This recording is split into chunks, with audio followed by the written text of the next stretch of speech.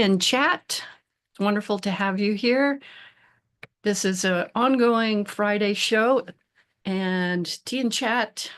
My name's Julia Harrell. I'm a spiritual guide and a clairvoyant teacher. What is clairvoyance? It's clear seeing. So we're going to discover different topics about spiritual development as it has to do with intuitives, highly sensitive people, HSPs, empaths, people who are already picking up a lot of information around you and going, this is an overload. How do I deal with this? That's my favorite thing, is to help you with that. So the format for this 30-minute show is I will talk on a subject for a bit, and then I would offer you to use the live comments to have any questions that you may have on today's topic or other spiritual content, and you just might get a little mini reading with your question. Today's topic: performance anxiety unplugged, tools for HSP, intuitives, and empaths. Woo. So why is it that it hits us a little harder as intuitives, empaths, highly sensitive people when we're going on stage to do a performance? In a nutshell, we're picking up extra energy around us. So it's not only how do you stand in front of the stage or whatever, how do you hold your instrument if you're performing, but there's additional energy happening. For example, the attention points of everybody around us. So let's get into it, some of the nuts and bolts of what's going on here. And let me get my notes back up. And then we'll get into some solutions as well. So I'll be talking a little bit more about this topic as it has to do with musicians, because I'm a professional musician also. And these skills go, if you're sensitive, you're highly sensitive, if you're intuitive, you're a spiritual seeker, you're already picking up extra data around you. And that's where I want this to be able to help you. So if you're struggling with performance anxiety, you've noticed that you go on stage, maybe your hands get a little sweaty, thoughts get scattered, heart gets a little racy, and you go, oh gosh, I'm having a panic attack or anxiety hitting. Now, I'll be talking, as I said, for intuitives, but this doing music, because that's my background, but we have to perform in all kinds of different ways. I'm performing right now on a YouTube. How many people out there have YouTubes? So the same would go if you're giving a TED Talk, if you're a teacher or a manager of any type, and you need to communicate with people, you're on some sort of stage or on video, where you have to come across as the authority and distribute your information. So let's see who's in the chat there. We've got Molly, good to see you again. Rosie, nice to see you. I like the rose. Danny, great to see you guys. If you have any comments, please put it in the live. I'll get to you and maybe give you a little mini read. See, Molly's back for more. So these tools will apply whether you're doing a music performance, you need to get out and sing or play an instrument, whether it's solo or with a band, or if you're giving a talk, a presentation at your work in front of coworkers or whatever, this still applies. My background is as a professional musician. I started playing drums. I think I got my first drum around 2 or 3 years old. I asked my folks later, what are you thinking, giving a kid a drum, little girl a drum? But I loved it. So I have a bachelor's in music performance and music education and a master's in music education. And I've taught on a college level as well and worked with other college students on performance anxiety. So this is, there's tools here that can help in addition to the regular kind of strategies that you might hear. So we're probably all going to have to get in front of people and give some kind of talk at some point. Now, Forbes for years used to have a list of top biggest fears. I think it's shifted a little bit now that people have like cyber fears and the fears have changed a little bit, but for the longest time it was fear of public speaking was right on top there. So getting in front of people and telling your story or whatever, top fear for a long time. There's also, of course, fear of flying, spiders, imperfection, fear of change, fear of failing.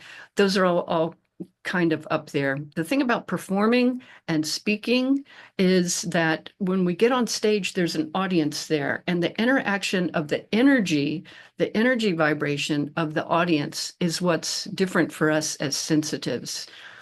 You'll hear me talk a lot on this channel that if you're sensitive, you're intuitive, you're picking up extra information on different levels. So it's like having a little satellite dish over here that's picking up people's emotions.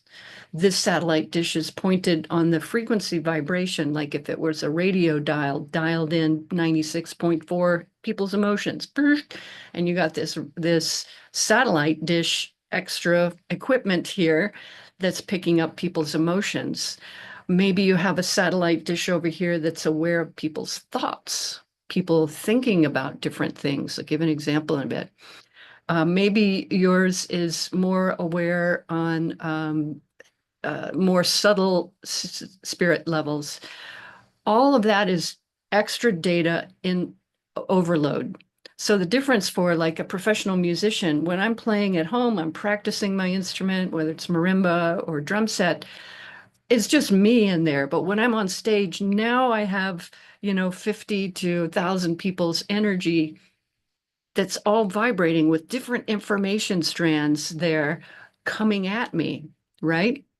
So like as a professional clairvoyant now, I could choose to tune in and see. I was on stage recently and just introducing myself to a group of professionals. And I thought, just for fun, while I'm in line to go on stage, I just want to kind of tune in for a minute. Where are people's thoughts? And one of the things that struck me was that a lot of people project their energy up to the stage. And if you're sensitive, psychic, intuitive, those little projection points come up here and they have information to them. And all of a sudden, you're not alone on stage, even though you've got plenty of physical space around you. You've got all this information input overload, right? So that's going on at the same time. I was waiting in line, as I said the other day, going to do a professional, little talk or introduction. And I thought, well, I'm just going to tune in for a minute. I'm just curious.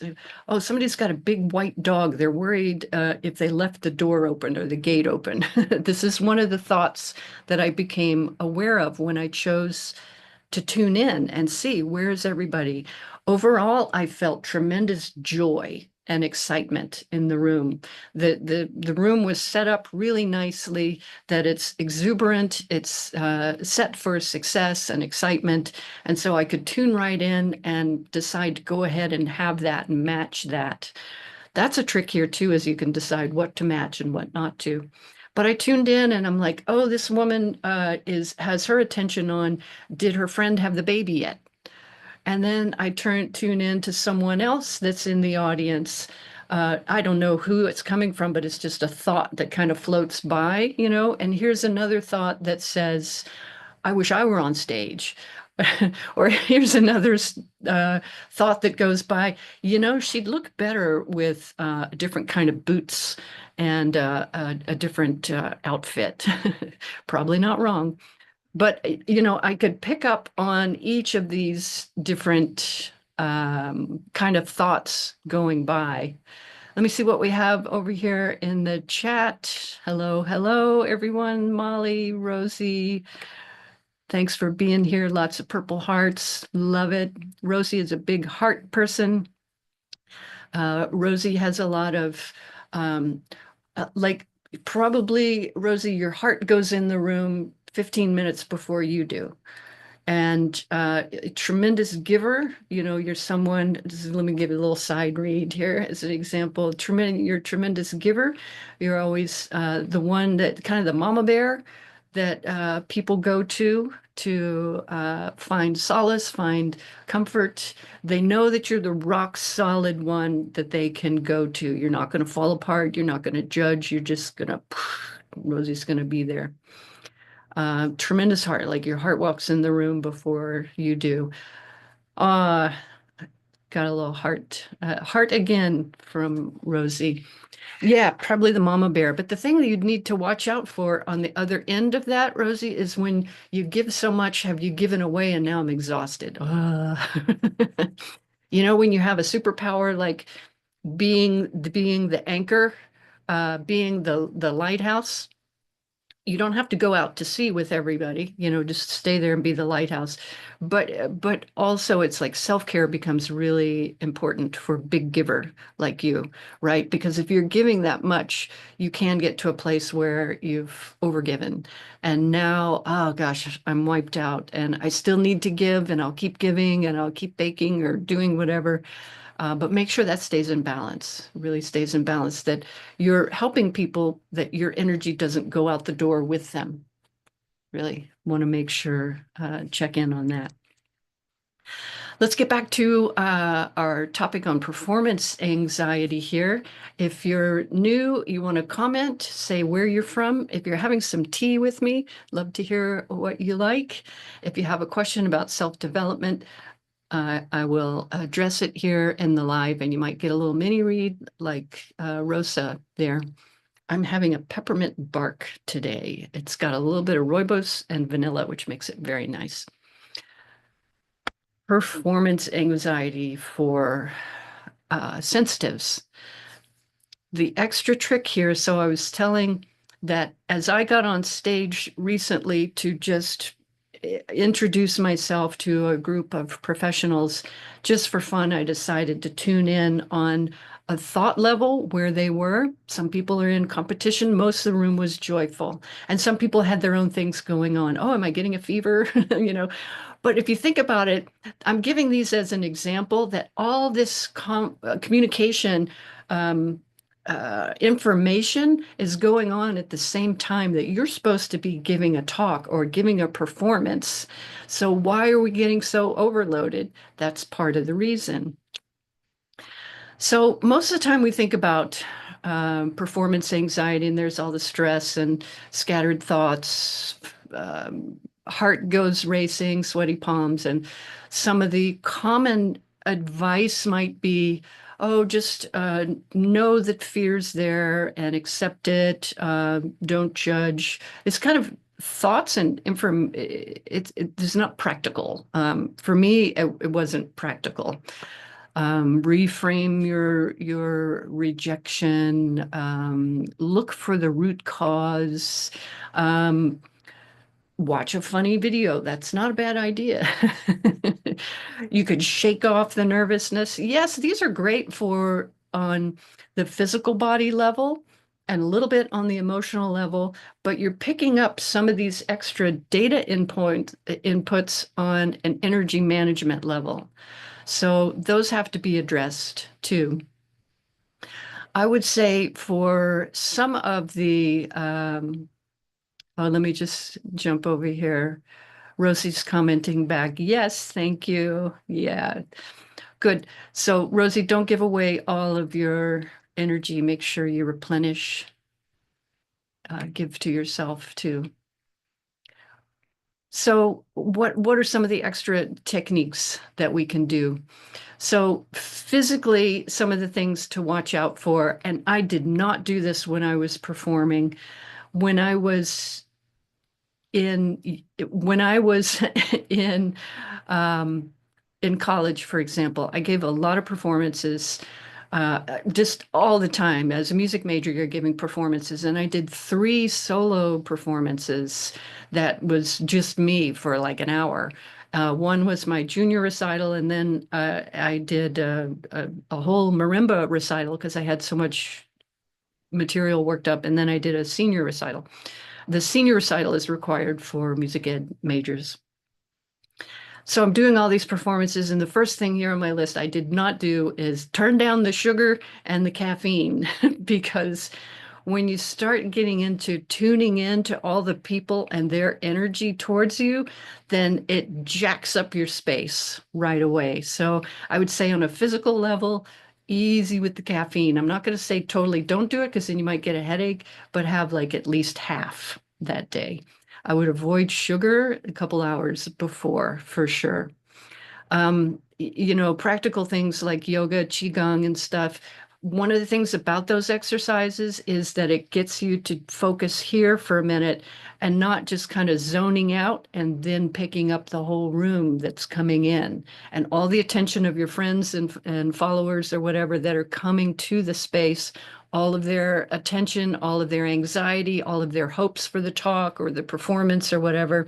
So instead of kind of zoning out before and you start to unconsciously tune into all of that, something like yoga, qigong would give you a chance. Okay, I'm just going to focus on alignment here and alignment there and the breath as I do this and that. That'll give you a little practical shift from tuning into all that energy. Practical stuff about it as a performer, you got to practice. If you're giving a speech, you got to practice. You have your notes there, but practicing with the lighting that's going to be there. If you have to read a teleprompter, can I see it at my age?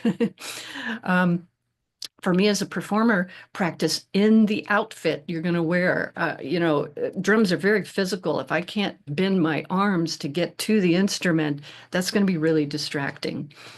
So if you can, these are practical steps.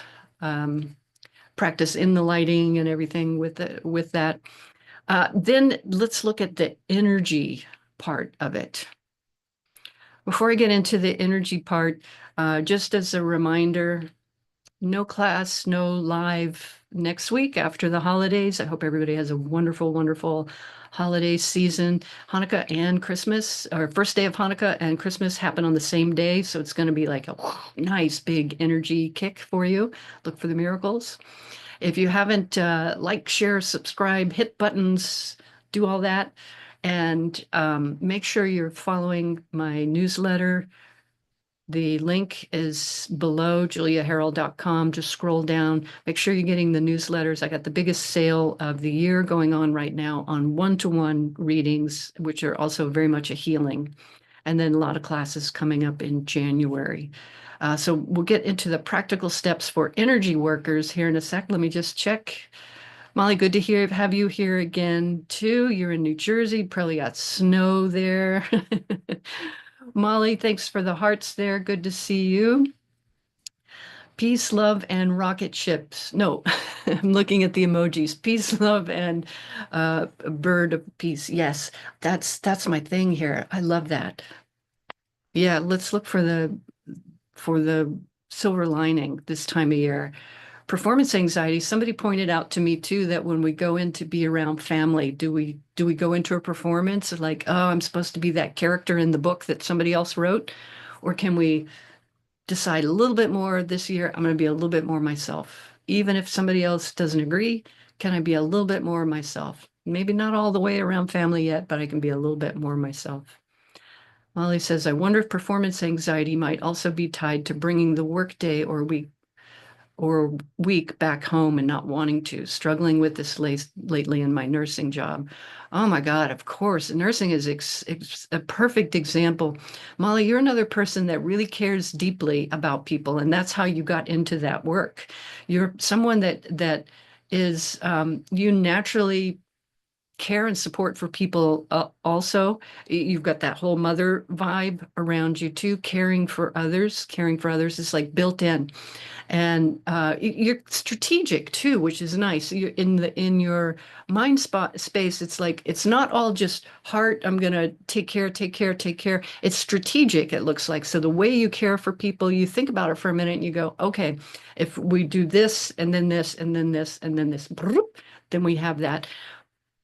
That's where your energy naturally is. But let's look at what's the problem about you're saying bringing your work day home. If I ask you, and I know it's about a 30-second delay, but how much of the bringing work home is that you feel kind of exhausted emotionally? Well, stress, you might not recognize it as stress. You might just feel stress as tired. I'm tired. I shouldn't be this tired. And what's interesting in your space too is that I see the energy of loneliness, but it's not yours. So maybe the clientele of the patients that you're working with, for example, if they're older patients, then there could be, that they're experiencing loneliness, or they're in their hospital this time of year and they're like, I'm not with family. So I just want to, that's in your space, but it's not yours. But bringing energy home, it's a matter of these extra satellite dishes being tuned in as a sensitive, as a intuitive, as a spiritual seeker. These abilities start to wake up. They're supposed to. Molly says, feels like an energy enmeshment almost. Yes, let me rephrase that though, because we have the idea, we hear for empaths that if I'm empathic, I'm absorbing their energy. You're not absorbing it. How do I know? We're looking clairvoyantly at the way energy moves and vibrates and hits the body. It hits the energy systems. It goes into the endocrine. It goes into the nerve plexus. We can trace the energy there and see how that's happening. So you're not absorbing it. It's matching. You're matching the vibration. And because you care and you want to help people, that match stays. Like if you're in a room with somebody that's really despondent, I have this condition, I might not get better, bummer, it's Christmas, and and you could see it. It's like this kind of greenish black blob. It's not going to get better. And you're aware of this on an energy sensitive level, especially where you pick things up because you're very strategic, you have a strong mind space, that you start seeing that energy, and before you know it, it's coming home with you because it's still vibrating here. You've matched it. You didn't absorb it, you matched it, and now there's that reflection here in your space. So you would learn to let go of that at the end of the day. And so let's get into practical tips here as we're talking about for performance anxiety on an energy level. What are some of the things you can do? And again, I have the live classes coming up in January if people want to get in there and start learning these skills and opening your abilities. What are some real life things to do? I would say always the first thing is ground yourself. So a big wide grounding cord that, think of it like an electrical cord that you plug into the wall. It has that third round button. There's 3 plugs. The third round one is grounding. It grounds out the frequency so you don't plug in the toaster and it goes bzzz. It's the same thing on your body here. Create a big grounding cord underneath you. Make it wide and stable. Flush out everybody's energy at the end of the day, Molly. She says, thank you. You're welcome. We got also Debbie Brady. Hi, Julia. I don't know if you remember me. I'm friends with Tracy Bauer.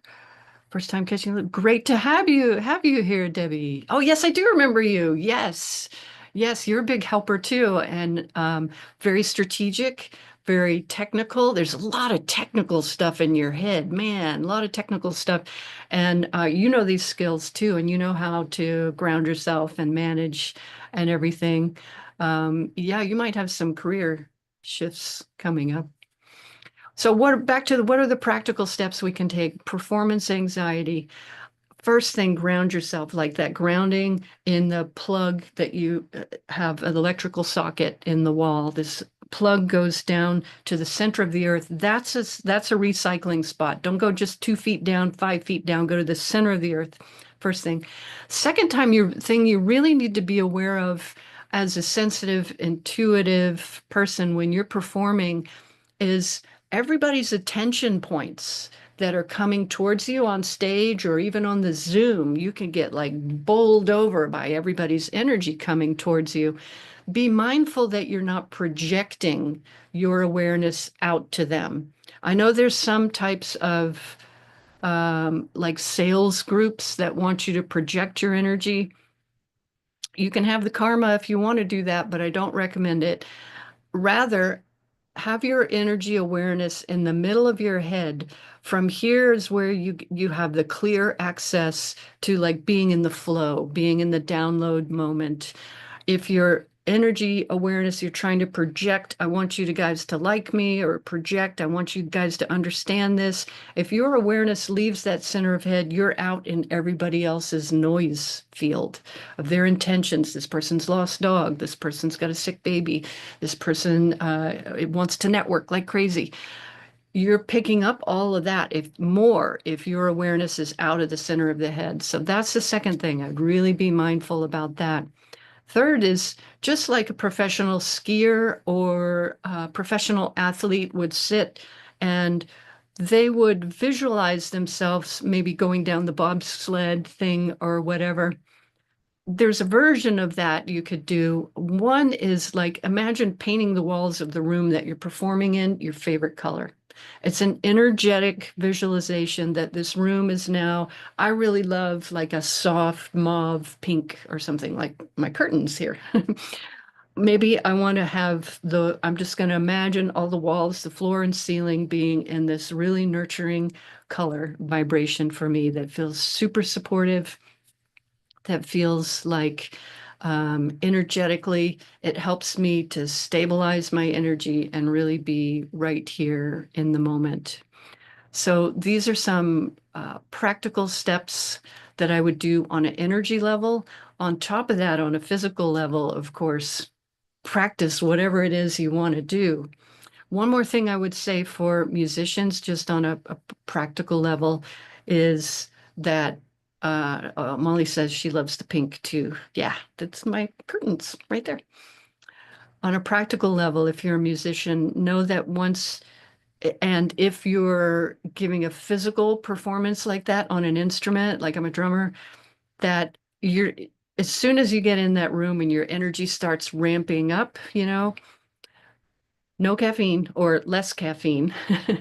But in your practice, you've got to practice at different tempos, of course. You're going to have to practice slower.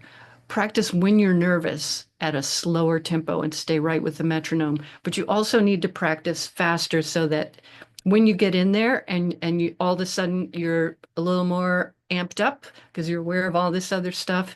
Oh my God, I've never played this thing that fast before. Make sure that's in your repertoire, that you've practiced it a little faster too. Use the metronome 3 times successful at the different tempos. So you have that. Musicians, it's a very physical thing to perform. So other pro tips on a physical level, you need to practice your bow with your instrument, with the outfit you have on. Just very practical stuff. If you got a trombone here and you haven't practiced bowing and then you hurt your slide on your instrument or something, a lot of practical stuff that you can do as a performer too. But the main point I wanted to make for the intuitives, and I'll keep saying this, is you're picking up energy on extra levels, like extra little satellite dishes going around with you. This is not a problem. This is exactly where humanity is developing right now. The problem is you need to learn how to manage it. And that's what I love most, is to help people that are waking up their abilities, even people that have been on a path for a long time, but they're starting to have things wake up like, oh no, I had a dream that told me a loved one was going to get hurt. What do I do? A lot of things you can do. Or, oh no, I'm a nurse. Molly's a nurse. I'm picking up energy and not able to manage. I want to keep doing this. I want to keep helping people. This is my calling. I feel like I'm supposed to do something else if I'm so exhausted. No, let's regroup. That you just need to learn how to manage these skills opening up. It's part of where we are in humanity right now, that these abilities are naturally waking up. And you'll see that with more and more people going to social media, looking for this information, looking for retreats, looking for stuff. Yeah, I hope you come on in. Make sure like, share, subscribe. It helps the algorithm. If you're not on my newsletter, make sure and get on there. There's upcoming classes. The next one, January 11th, Awakening Your Spiritual Potential, is a great chance to be on a Zoom live with me. We'll do the practical exercises that I just kind of gave you a quick overview for. So you'll have a chance to practice in a group setting, which is exponentially more helpful. Molly says, my late father was an amazing drummer since age 2. Yeah, glad I found you. I'm glad to have met you too. I hope to see you in a live class. So thanks for coming, everyone. No class next week after Christmas. I hope you have a wonderful holiday season. And I just am putting out a couple of social media posts with reminders about the holidays. Let's see where we can look for the miracles, attract the miracles, and then be the miracle for somebody else. So thanks for coming, and I'll see you again in 2 weeks. Thanks, everybody.